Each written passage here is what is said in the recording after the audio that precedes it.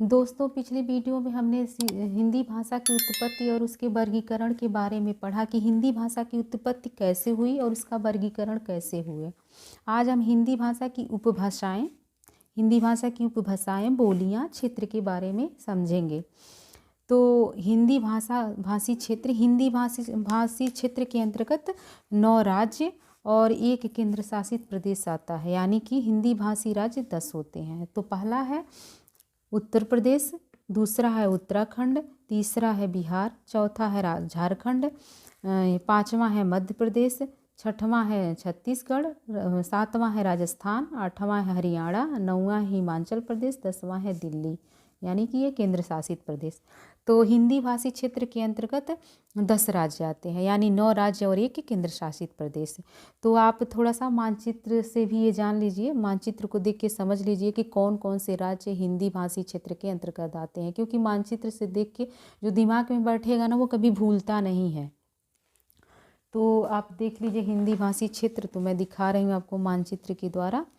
तो ये देखिए, पहला है हिमाचल, उत्तराखंड, हरियाणा, दिल्ली ये केंद्र शासित प्रदेश, राजस्थान, मध्य प्रदेश, ये छत्तीसगढ़, झारखंड, बिहार और उत्तर प्रदेश। यानी हिंदी भाषी क्षेत्र जो है वो 9 राज्य हैं और 1 केंद्र शासित प्रदेश है। तो आप ये जानते ही हैं कि जो आर्य थे वो ईरानी जो थे वो आर्य थे।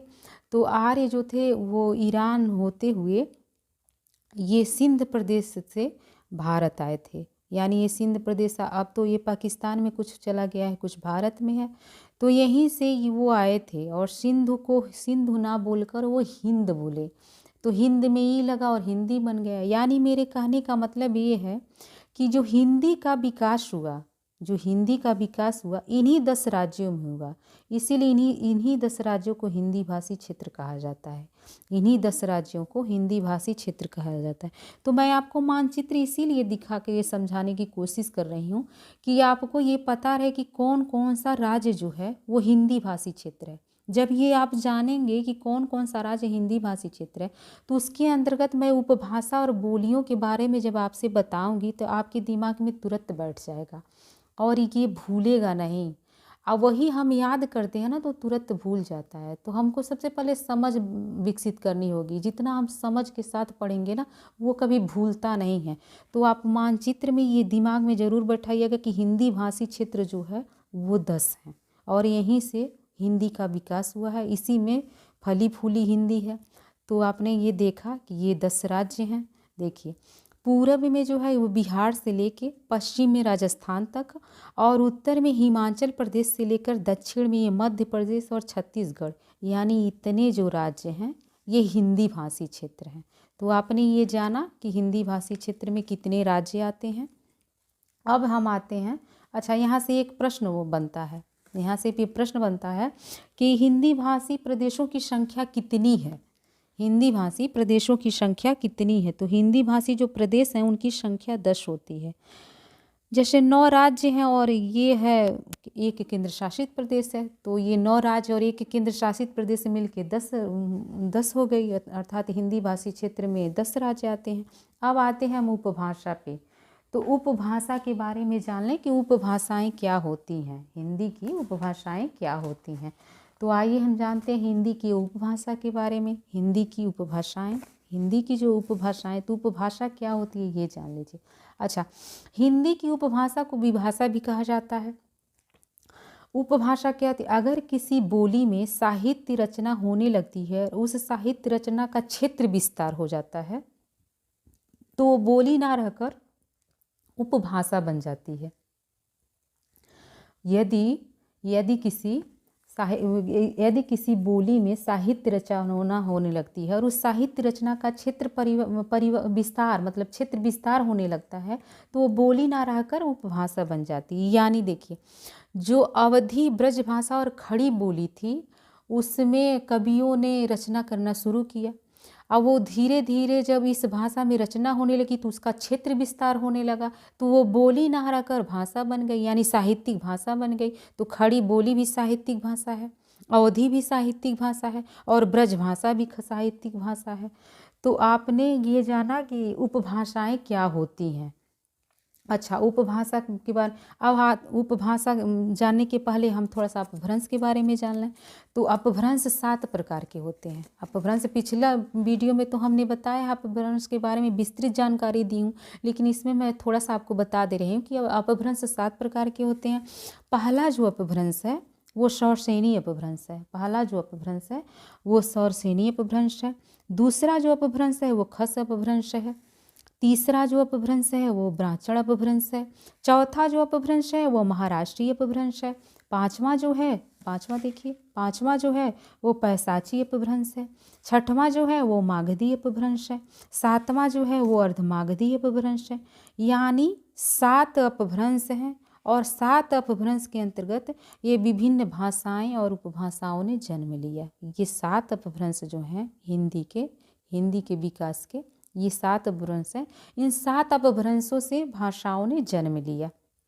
तो सौरसेनी अपभ्रंश के अंतर्गत 3 भाषाओं ने जन्म लिया, गुजराती, पश्चिमी हिंदी, राजस्थानी हिंदी। खस अपभ्रंश के अंतर्गत पहाड़ी हिंदी ने जन्म लिया। ब्राह्मण अपभ्रंश के अंतर्गत सिंधी ने जन्म लिया। महाराष्ट्रीय अपभ्रंश के अंतर्गत मराठी ने जन्म लिया। पैशाची अपभ्रंश के अंतर्गत 2 भाषाओं ने जन्म लिया, एक पंजाबी और एक लहदा ने। मागधी अपभ्रंश के अंतर्गत बिहारी हिंदी यानी कि या उड़िया और असमिया और बंगला यानी मागधी अपभ्रंश के अंतर्गत 4 भाषाओं ने जन्म लिया। मागधी जो अपभ्रंश था उसके अंतर्गत 4 भाषाओं ने जन्म लिया। अर्धमागधी अपभ्रंश जो है इसके अंतर्गत पूर्वी हिंदी ने जन्म लिया। अर्धमागधी जो अपभ्रंश है उसके अंतर्गत पूर्वी हिंदी ने जन्म लिया। यानी कि जो 7 अपभ्रंश हैं, 7 अपभ्रंश में से 4 अपभ्रंशों से ये 5 उपभाषाएं हुई। उन्हीं 5 उपभाषाओं के अंतर्गत 18 बोलियों ने जन्म लिया। तो एक और देख लीजिए, एक ट्रिक है। जैसे जिस शब्द के अंत में, ये पहचानने का एक ट्रिक है कि जिस शब्द के अंत में हिंदी लगी हो वो उपभाषा कहलाती है, और जिस शब्द के अंत में देखिएगा हिंदी नहीं लगी है वो बोली है। जिस शब्द के अंत में हिंदी लगी है वो उपभाषा है, और जिस शब्द के अंत में हिंदी नहीं लगी है वो बोली है, वो बोली बोली जाती है।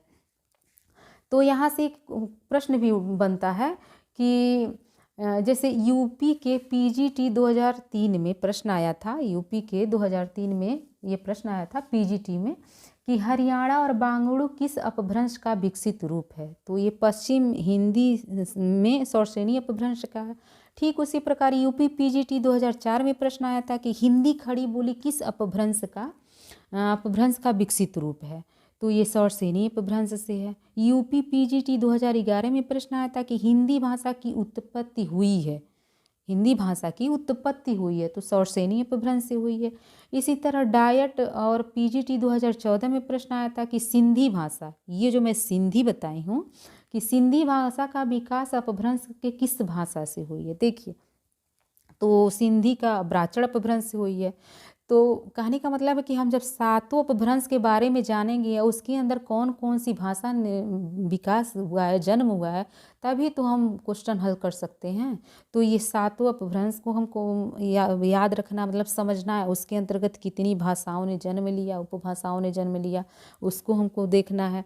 तो ये हुआ 7 अपभ्रंश के अंतर्गत ये जैसे 5 उपभाषाएं तो मैं आपको बता ही चुकी कि जिस शब्द के अंत में हिंदी लगी हो वो उपभाषा हो गई, और जिस शब्द के अंत में हिंदी नहीं लगी हो वो बोली हो गई। तो देखिए यहाँ एक है ये उपभाषा पश्चिमी हिंदी, क्योंकि इसके अंत में हिंदी लगी है। ये दूसरा है राजस्थानी, तीसरा जो है वो बिहारी हिंदी है, और चौथा जो है वो पूर्वी हिंदी है, और पांचवा जो है वो पहाड़ी हिंदी आती है। तो ये 5 हिंदी की 5 उपभाषाएं हैं। अब आते हैं बोलियां। हिंदी की 5 उपभाषाएं तो आप जान ही चुकी, मतलब सब जान ही लिए। पश्चिमी हिंदी, राजस्थानी हिंदी, पूर्वी हिंदी, बिहारी हिंदी और पहाड़ी हिंदी। इसके अंतर्गत 1 2 देखिए, ये 3 1 4 1 5, तो ये 5 है। अब आते हैं बोलियां। बोलियां क्या होती हैं, तो पहले आप बोलियों के बारे में जान लीजिए। एक छोटे से क्षेत्र में बोली जाने वाली भाषा को बोली कहते हैं। जब एक छोटे से क्षेत्र में कोई भी भाषा बोली जाती है तो उसे बोली कहते हैं, और जब वही विस्तृत रूप ले लेता है तो उसको उपभाषा कहते हैं, वही साहित्यिक भाषा बन जाती है। यानी बोली, कोई भी बोली में जब साहित्य रचना होने लगती है, यानी कोई भी बोली में जब साहित्य रचना होने लगती है तो बोली ना रहकर साहित्यिक भाषा बन जाती है, यानी उसका विस्तार हो जाता है। तो ये जो 5 उपभाषाएं हैं उनके अंतर्गत, ये हिंदी में जो 5 उपभाषाएं, उनके अंदर 18 बोलियों ने जन्म लिया या इनका विकास हुआ। तो पहला जो है वो पश्चिमी हिंदी है, दूसरा जो है वो राजस्थानी हिंदी है, तीसरी जो है पहाड़ी हिंदी है, चौथी जो है वो पूर्वी हिंदी है, पांचवी जो है वो बिहारी हिंदी है। तो आइए इसके अंतर्गत कितनी बोलियों ने विकास किया या जन्म हुआ उसके बारे में जानते हैं।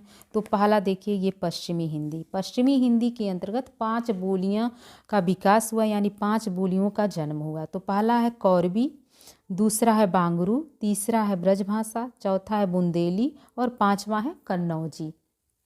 यानी कि 5 बोलियां। तो इन बोलियों के बारे में थोड़ा थोड़ा सा हम जान लेते हैं कि कौन सी बोलियां किस क्षेत्र से आई हैं और किस क्षेत्र में इनका विकास हुआ है। तो जो पश्चिमी हिंदी है, ये कौरवी जो है, पश्चिमी हिंदी के अंतर्गत जो कौरवी है, ये इसे खड़ी बोली भी कहा जाता है, और कौरवी इसका मूल नाम है। कौरवी जो है इसका मूल नाम है, इसे खड़ी बोली भी कहा जाता है। और खड़ी बोली जो नामकरण की वो राहुल सांस्कृत्यायन की है, कवि राहुल सांस्कृत्यायन ने खड़ी बोली का नामकरण किया था।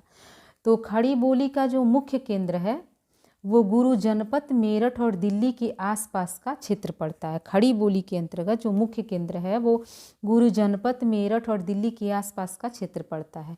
और ये अपने ठेठ रूप में, जो खड़ी बोली ये है, ये अपने ठेठ रूप में मेरठ, बिजनौर, मुरादाबाद, रामपुर, सहारनपुर, देहरादून और अम्बाला जिलों में बोली जाती है। खड़ी बोली इतने क्षेत्रों में बोली जाती है। तो आप ये थोड़ा सा मानचित्र के माध्यम से भी समझ लीजिए कि खड़ी बोली कहाँ कहाँ बोली जाती है।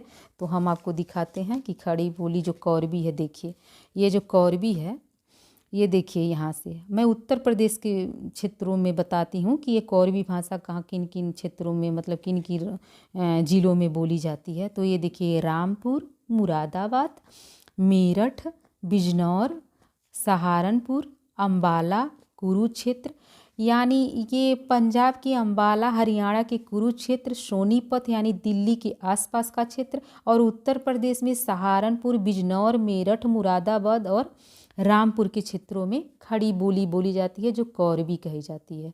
देखिए ये हो गया। अब आते हैं बांगरू पे। बांगरू के जो है वो हरियाणवी भी कहा जाता है, बांगरू को हरियाणवी नाम से भी जाना जाता है। अच्छा, ये है ब्रजभाषा। तो ब्रजभाषा के बारे में भी जान लीजिए कि ब्रजभाषा क्या है।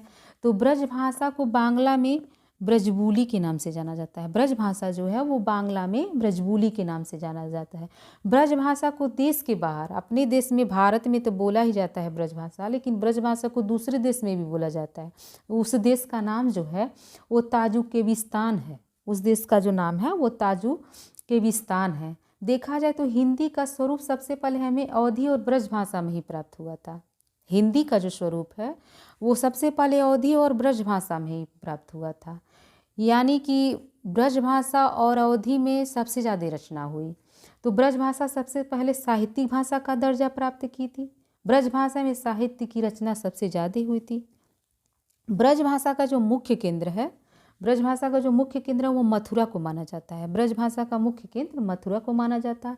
और इसका प्रयोग क्षेत्र, यानी जिस जिस क्षेत्र में बोला जाता है वो आगरा, उत्तर प्रदेश के आगरा, अलीगढ़, धौलपुर, मैनपुरी, एटा, बदायूं, बरेली के क्षेत्रों में ब्रजभाषा बोली जाती है। देख लीजिए, अब ब्रजभाषा भी उत्तर प्रदेश में देख लीजिए कि किन किन क्षेत्रों में बोली जाती है। तो ये रहा, देखिए ये रहा, ये खड़ी बोली, इतना मैं आपको बताई हूँ। अब आता है ये ब्रजभाषा का, देखिए पीलीभीत उत्तर प्रदेश में, बरेली, बदायूं, अलीगढ़, एटा और मथुरा, और ये आगरा है, ये ब्रजभाषा का मुख्य केंद्र है। ये जो, यानी कि इतने क्षेत्रों में, ये देखिए उत्तर प्रदेश के यहाँ से यहाँ तक, यहाँ से यहाँ तक, इन राज्य क्षेत्रों में ब्रजभाषा का प्रयोग किया जाता है। अब देखिए ब्रजभाषा के मुख्य कवि जो हैं वो सूरदास जी हैं। ब्रज भाषा के जो मुख्य कवि हैं वो सूरदास जी हैं। तो आपने देखा ब्रज भाषा के बारे में। फिर आता है बुंदेली। तो बुंदेली को बुंदेलखंड के ओरछा में, जलौन में और हमीरपुर के बांदा में बोली जाती है। बुंदेलखंड की बोली जो है वो ओरछा में, जलौन में, हमीरपुर में और बांदा में बोली जाती है। यानी बुंदेली बोली बुंदेलखंड के आसपास के क्षेत्रों में, बुंदेलखंड के आसपास के क्षेत्रों में बोली जाती है। उसके बाद पांचवा है कन्नौजी। अब आते हैं राजस्थानी हिंदी पे। अब आते हैं राजस्थानी हिंदी पे। ये देखिए राजस्थानी हिंदी। राजस्थानी हिंदी के अंतर्गत 4 बोलियां बोली जाती हैं। राजस्थानी हिंदी के अंतर्गत 4 बोलियां बोली जाती हैं। पहला है मारवाड़ी, दूसरा है मालवी, तीसरा है जयपुरी, जयपुरी को ढूढ़ाड़ी भी कहा जाता है, और चौथा है मेवाती। तो जो मारवाड़ी है, मारवाड़ी को पश्चिमी राजस्थानी भी कहते हैं। मारवाड़ी को पश्चिमी राजस्थानी भी कहते हैं। यानी ये राजस्थान के पश्चिम भाग में बोली जाती है, राजस्थान के पश्चिम भाग में बोली जाती है। और मालवी को दक्षिणी राजस्थानी भी कहते हैं। मालवी को दक्षिणी राजस्थानी भी कहते हैं, यानी कि राजस्थान के दक्षिण भाग में ये मालवी बोली जाती है। जयपुरी का दूसरा नाम ढूढ़ाई है। जयपुरी को पूर्वी राजस्थानी कहते हैं, यानी कि जयपुरी भाषा जो है वो राजस्थान के पूर्वी भाग में बोली जाती है। मेवाती को उत्तरी राजस्थानी कहते हैं, यानी मेवाती जो है वो राजस्थान के उत्तरी भाग में बोली जाती है। कहने का मतलब मैं शुरू में आपको ये राज्य इसीलिए बताई हूँ कि राज्य के बारे में जब तक आप जानेंगे नहीं तब तक बोली नहीं जान पाएंगे कि कौन सी बोली किस राज्य में बोली जाती है। तो ये जो हिंदी भाषी 10 राज्य हैं उसको जानना और समझना बहुत ज़रूरी है। तो ये हो रहा मारवाड़ी, मालवी, जयपुरी और मेवाती। अब आते हैं पहाड़ी हिंदी। पहाड़ी हिंदी के अंतर्गत 3 बोलियां आती हैं। पहाड़ी हिंदी के अंतर्गत 3 बोलियां आती हैं।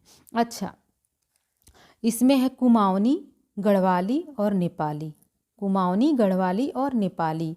कुमाऊनी और गढ़वाली जो है वो हिमाचल प्रदेश और उत्तराखंड के राज्य में बोली जाती है। कुमाऊनी और गढ़वाली जो है वो कुमाऊनी और जो गढ़वाली है वो उत्तराखंड और हिमाचल प्रदेश में बोली जाती है। और नेपाली जो है वो नेपाल में बोली जाती है। अब आते हैं पूर्वी हिंदी पे। पूर्वी हिंदी के अंतर्गत 3 बोलियां आती हैं। पूर्वी हिंदी के अंतर्गत 3 बोलियां आती हैं। तो 3 बोलियों में जो है वो है पहला देखिए अवधी, बघेली और छत्तीसगढ़ी।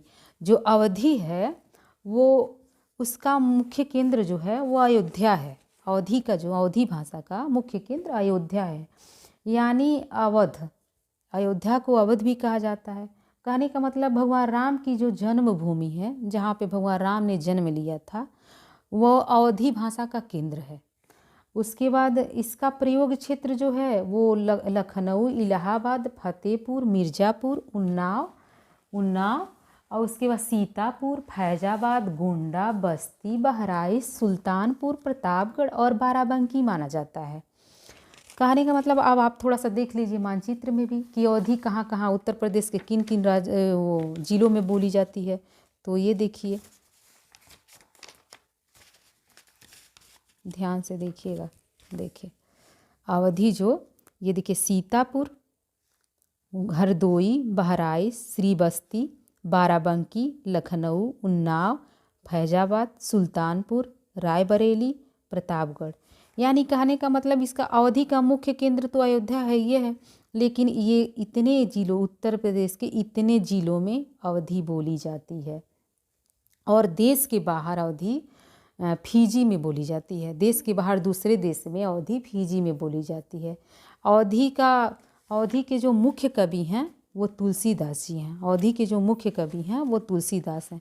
तो उत्तर प्रदेश के किन किन क्षेत्रों में कौन कौन सी भाषा बोली जाती है ये आप देख लीजिए मानचित्र के माध्यम से, ताकि आपको कभी भूले ना। ये मानचित्र आपके दिमाग में अगर बैठ गया तो बोली याद करने की कोई ज़रूरत नहीं पड़ेगी। हमेशा दिमाग में रहेगा कि उपभाषाएँ क्या हैं और बोली कहाँ से आई है।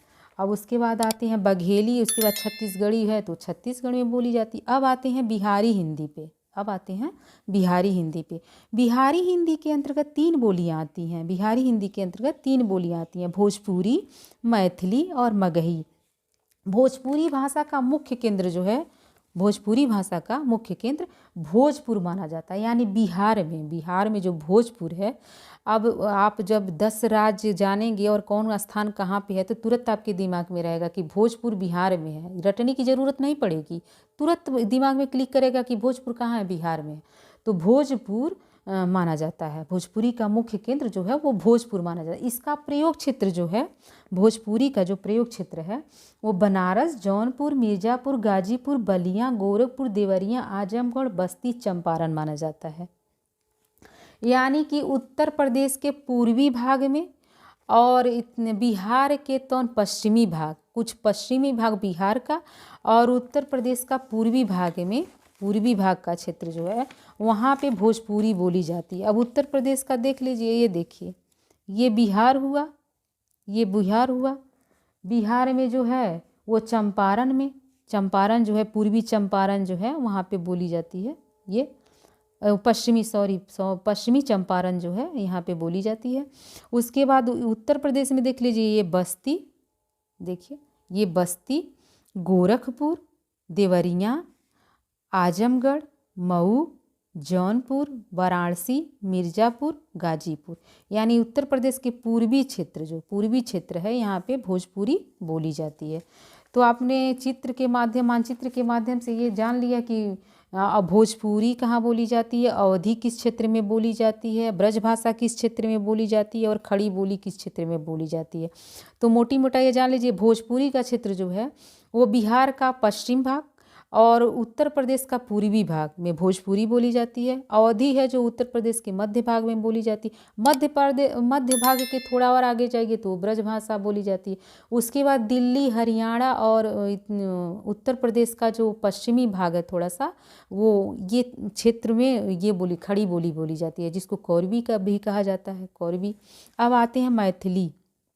मैथिली जो है, मैथिली बोली का मुख्य केंद्र जो है वो मिथिला विदेह तिरहुत नाम माना जाता है। मैथिली बोली का मुख्य केंद्र बिहार का पूर्वी भाग, यानी मैथिली का मुख्य केंद्र बिहार का पूर्वी भाग का मिथिला विदेह तिरहुत माना जाता है।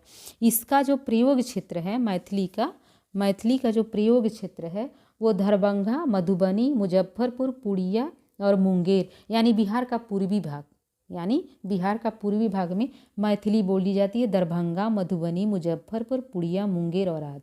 अच्छा, इसके बाद होता आया मगही। तो इसमें बिहारी हिंदी के अंतर्गत 3 बोलियाँ, ये ऐसे ही मतलब 5 उपभाषाओं के अंतर्गत 18 बोलियाँ जन्म ली। पहला में है पश्चिमी हिंदी में 5 बोलियाँ, राजस्थानी हिंदी में 4 बोलियाँ, दोनों मिलके 9 हो गया। पहाड़ी हिंदी में 3 बोलियाँ, ये हुआ 12। पूर्वी हिंदी में 3 बोलियाँ, ये हुआ 15। और उसके बाद बिहारी हिंदी में 3 बोलियाँ, ये हुआ 3 मिलकर 18। यानी ये 5 उपभाषाओं के अंतर्गत 18 बोलियों का जन्म हुआ। तो आपने 18 बोलियों के बारे में जाना। अच्छा, ये है मतलब भोजपुरी का जो, देखिए अवधी भाषा के मुख्य जो कवि हैं वो तुलसीदास जी हैं। ब्रजभाषा के जो मुख्य कवि हैं वो सूरदास हैं। ठीक उसी प्रकार भोजपुरी भाषा के मुख्य कवि भिखारी ठाकुर हैं, जो भोजपुरी के शेक्सपियर और भोजपुरी का भारतेंदु भी कहा जाता है इनको। उसके बाद मैथिली के जो मुख्य कवि हैं उनको विद्यापति हैं। विद्यापति जो हैं वो मैथिली के मुख्य कवि माने जाते हैं। तो ये रहा। अब यहाँ से क्वेश्चन भी बनता है, अब यहाँ से थोड़ा क्वेश्चन भी देख लीजिए। यूपी पीजीटी 2011 में प्रश्न आया था कि पश्चिम हिंदी की कौन कौन सी बोली है, तो ब्रजभाषा, कौरवी, बुंदेली और कन्नौजी है। उसके बाद जीआईसी और पीजीटी 2015 में प्रश्न आया था कि मारवाड़ी किस उपभाषा की बोली है, तो वो राजस्थान है। केबीएस और पीजीटी 2014 में प्रश्न आया था कि दिल्ली मेरठ के आसपास की बोली का क्या नाम है, तो खड़ी बोली है, यानी उसको कौरवी भी कहा जाता है।